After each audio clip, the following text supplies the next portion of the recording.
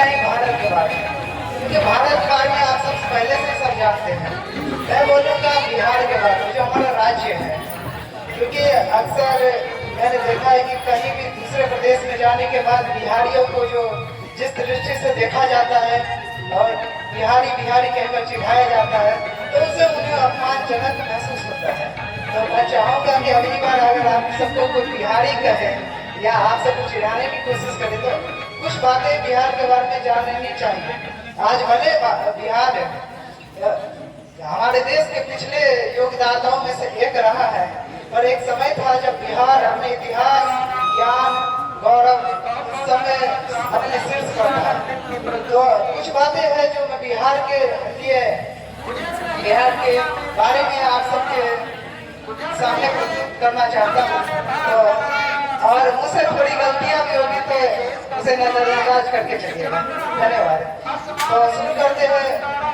आप जानते हैं कि भारत हमारे वैदिक काल से ही जुड़ा है, तो बिहार भी उसी समय से जुड़ा है। भारत को बताने से पहले मैं बिहार के बारे में इसलिए बता रहा हूँ क्योंकि भारत को बढ़ाने या भारत का विस्तार करने में बिहार और बिहारियों का बहुत बड़ा योगदान रहा है। तो शुरू करते हैं। आप सब राम जी के बारे में तो जानते ही होंगे, मर्यादा पुरुषोत्तम कहते हैं।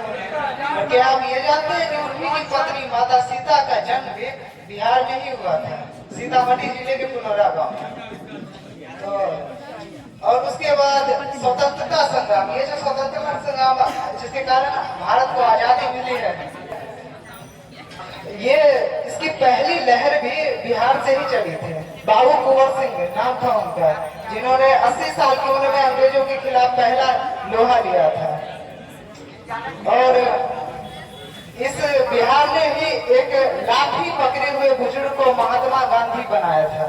महात्मा गांधी जब इंग्लैंड से, लंदन से पढ़ के आए तो उन्हें व्यक्तिगत पहचान नहीं मिली थी। उन्हें कोई नहीं जानता था कि ये महात्मा गांधी है।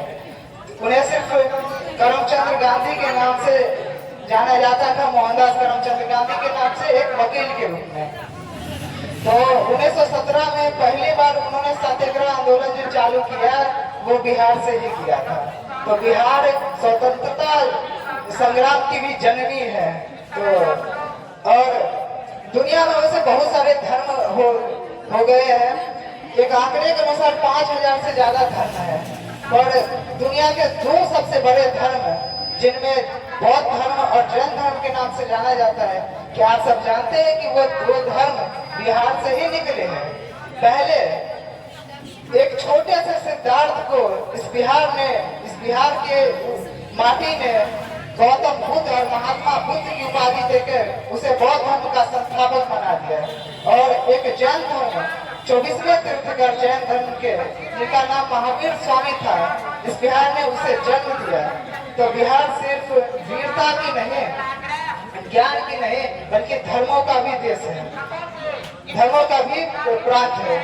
उसके अलावा अक्सर हम राजा महाराजों को महान कहते हैं, पर जब भी महानता की बात आती है और शासन करने की बात आती है तो दो राजा सबसे ऊपर उनका नाम लिया जाता है। पहले है सिकंदर आजम यानी अलेक्जेंडर द ग्रेट, और उन्हीं के साथ जिनका नाम लिया जाता है वो है अशोका महान यानी अशोका द ग्रेट।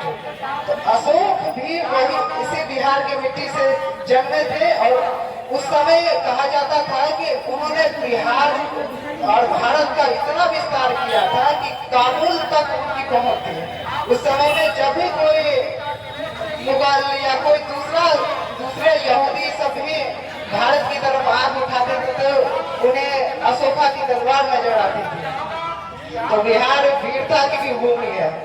और इतना ही नहीं, क्या ज्ञान, जिस शिक्षा की आज आप सब बात कर रहे हैं, आज आप सब कह रहे हैं कि कैम्ब्रिज विश्वविद्यालय और महान विश्वविद्यालय है, ग्रेट यूनिवर्सिटी के नाम से कैम्ब्रिज विश्वविद्यालय को जाना जाता है।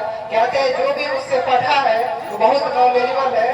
पर एक टाइम ऐसा भी था बिहार, जब पूरी दुनिया शिक्षा से सही से रूबरू नहीं हुई थी, तो इसी बिहार ने शिक्षा से पूरी तरीके से उसे परिचित कराया था। जी हाँ, मैं बात कर रहा हूँ हमारे बिहार के ही नालंदा विश्वविद्यालय की, जहाँ से चीन, तिब्बत जैसे महान देशों से, बड़े देशों से आते थे पढ़ने के लिए।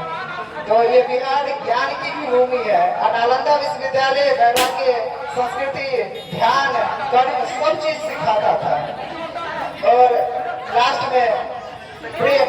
आजकल बहुत सारे लोग ताजमहल को प्रेम की निशानी मानते हैं, ये बिल्कुल सही है। पर एक बिहार का लाल ऐसा भी था जिसने प्रेम की एक ऐसी अमर निशानी भी दी जिसे दुनिया सलाम करती है।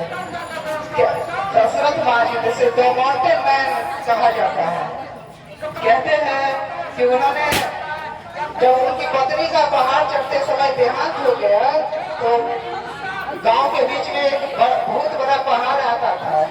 पहाड़ को न पूरा चढ़ पाने के कारण वो हॉस्पिटल समय तक नहीं पहुंच पाए और उनकी पत्नी का देहांत हो गया। इसीलिए उन्होंने कसम खाई छेनी और हथौड़ी लेकर कि मैं जब तक जिंदा रहूंगा तब तक इस पहाड़ को तोड़कर ही रहूंगा। और उन्होंने 360 मीटर पहाड़ को तोड़कर 22 सालों में लोगों के लिए रास्ता बना दिया। तो प्यार की निशानी भी बिहार की है। तो मैं चाहूंगा कि ये सब बातें आप किसी के सामने रखें और अगली बार बिहारी कहने पर हिचकिचाए नहीं, बल्कि गर्व से कहे कि हम बिहारी हैं। धन्यवाद।